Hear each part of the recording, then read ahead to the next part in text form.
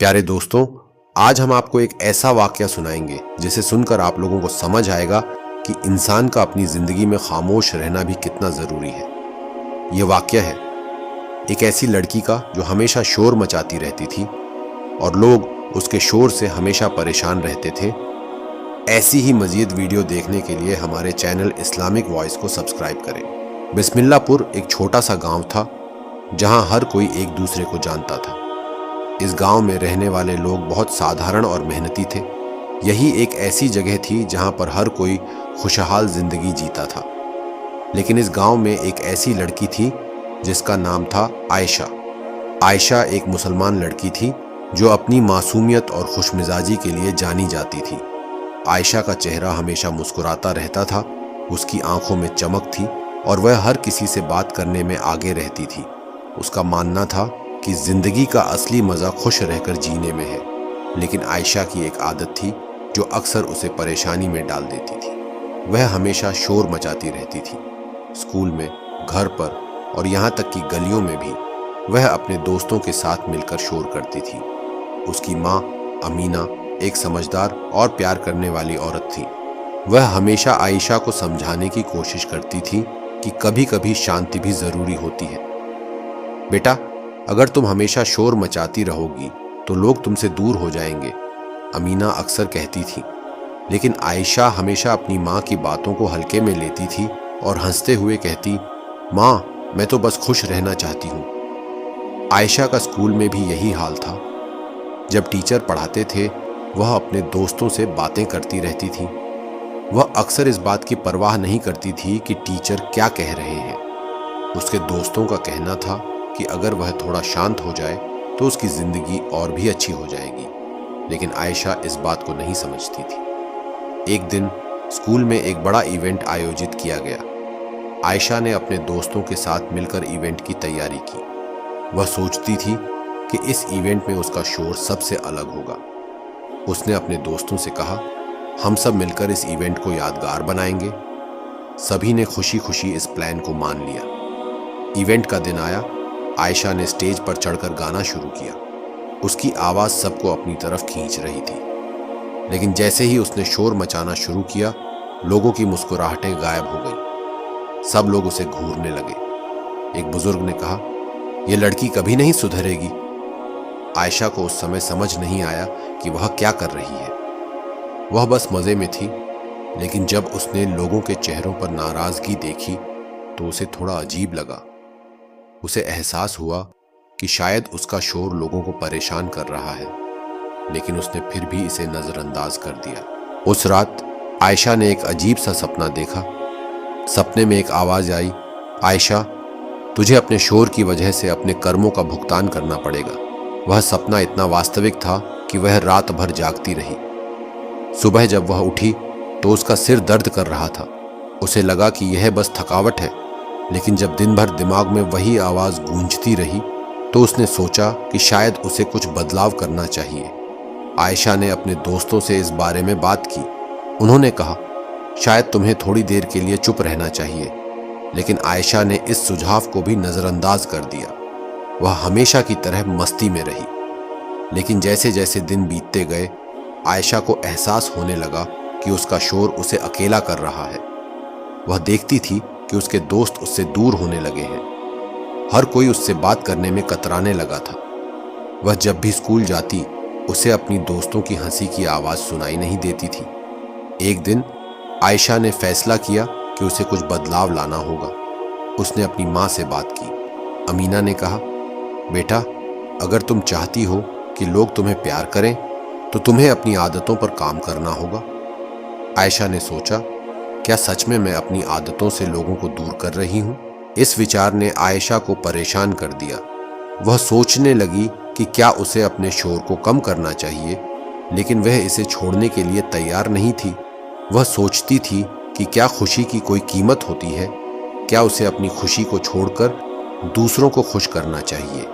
एक दिन जब वह स्कूल में अपने दोस्तों के साथ बैठी थी, उसने देखा कि वे सब एक कोने में बातें कर रहे थे और उसे नजरअंदाज कर रहे थे। उस दिन आयशा को बहुत बुरा लगा। उसने महसूस किया कि शायद उसका शोर उसकी खुशी को छीन रहा है। आयशा ने तय किया कि उसे कुछ करना चाहिए। उसने सोचा, क्यों ना मैं अपने शोर को थोड़ा कम करूं और देखूं कि क्या होता है। अगले दिन उसने स्कूल में कोशिश की। उसने अपने दोस्तों से बातें करते समय थोड़ा संयम रखा। जब टीचर पढ़ा रहे थे तो उसने ध्यान से सुना और शोर नहीं मचाया। धीरे धीरे उसके दोस्तों ने उसकी इस नई आदत को नोटिस किया। एक दिन सारा ने कहा, आयशा, तुम तो बहुत बदल गई हो। आयशा ने मुस्कुराते हुए कहा, हाँ, मैं कोशिश कर रही हूँ। यह सुनकर उसके दोस्तों को खुशी हुई, लेकिन यह बदलाव आसान नहीं था। कभी कभी जब वह खुश होती थी तो उसे अपने आप को रोकना पड़ता था। उसे अपने मन की बातें कहने के लिए संघर्ष करना पड़ता था। फिर भी उसने अपने दोस्तों के साथ समय बिताने में ज्यादा मजा लेना शुरू किया। वे सब अब उसकी तरफ आकर्षित होने लगे थे। एक दिन जब वह अपने दोस्तों के साथ खेल रही थी, तभी एक बुजुर्ग महिला उनके पास आई। उन्होंने आयशा से कहा, तुमने अच्छा किया बेटा, तुम्हें अपने शोर को कम करना चाहिए था। यह सुनकर आयशा को गर्व महसूस हुआ। उसने सोचा, शायद मैंने सही निर्णय लिया है। आयशा ने समझा कि कभी कभी चुप रहना भी अच्छा होता है। उसने अपने नए व्यवहार को अपने जीवन का हिस्सा बना लिया। अब वह अपने दोस्तों के साथ समय बिताते हुए और मजेदार बातें करते हुए खुशी महसूस करती थी। लेकिन फिर भी वह सपने में आई उस आवाज को नहीं भूल पाई। वह सोचती थी, क्या यह सच में मेरा कर्म है? एक दिन गांव में एक बड़ा मेले का आयोजन हुआ। सभी लोग इस मेले में शामिल होने के लिए उत्सुक थे। आयशा और उसके दोस्त भी मेले में जाने के लिए तैयार हुए। आयशा ने सोचा, यहां तो मैं फिर से शोर मचाने वाली हूं। मेले में पहुंचकर आयशा ने देखा कि सभी लोग खुश थे।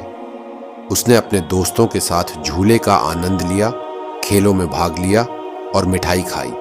लेकिन वह अपने नए व्यवहार को भी ध्यान में रखे हुए थी। उसने खुद को याद दिलाया कि उसे शोर नहीं मचाना है। लेकिन जैसे ही वे खेलों में भाग लेने लगे, आयशा की खुशी का कोई ठिकाना नहीं रहा। वह झूले पर चढ़ गई और वहां से चिल्लाने लगी, यह तो सबसे अच्छा है। उसकी आवाज ने चारों ओर सबका ध्यान खींच लिया। सबने उसकी तरफ देखा और मुस्कुराने लगे। लेकिन फिर वही बुजुर्ग महिला फिर से वहां आई। उन्होंने आयशा से कहा, बेटा, तुम बहुत अच्छी हो, लेकिन कभी कभी चुप रहना भी जरूरी होता है। आयशा को फिर से अपनी आदत का एहसास हुआ। उसने सोचा, क्या मैंने फिर से वही गलती की? वह उस दिन अपने घर वापस आई और बहुत सोचने लगी। उसने अपने आप से वादा किया कि वह अपनी आदतों पर पूरी तरह से काबू पाने की कोशिश करेगी।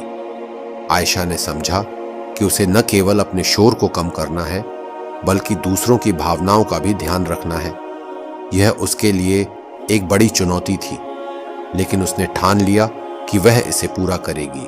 कुछ दिनों बाद आयशा ने देखा कि उसका सिर फिर से दर्द करने लगा है। उसे समझ में नहीं आ रहा था कि क्यों। उसे लगा कि यह उसकी शोर मचाने की आदतों की वजह से है। एक रात आयशा ने अल्लाह से दुआ की, या अल्लाह, मुझे माफ कर दो। मैं जानती हूं कि मैंने बहुत गलतियां की हैं। मुझे अपनी रहमत से बचा लेना। उस रात आयशा ने फिर से वही सपना देखा।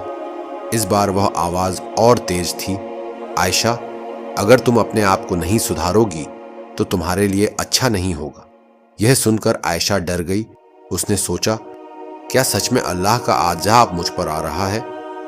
अगले दिन वह स्कूल गई, लेकिन उसका मन बहुत भारी था। उसने अपने दोस्तों से बात करने की कोशिश की, लेकिन उसकी आंखों में डर था। उसके दोस्तों ने पूछा, क्या हुआ आयशा? लेकिन वह कुछ नहीं बोल पाई। उसने सोचा, क्या मैं सच में इतनी बुरी हूं? वह दिन भर उदास रही। जब वह घर आई तो उसकी मां ने उसे देखा और पूछा, बेटा, तुम इतनी उदास क्यों हो? आयशा ने अपनी मां से सब कुछ बताया। अमीना ने कहा, बेटा, अल्लाह की दया से कभी निराश मत होना।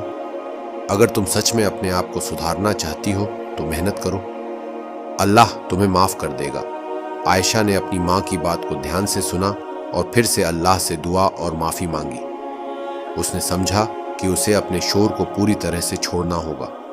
आखिरकार आयशा ने अपनी गलती को समझा और अल्लाह से मदद मांगी।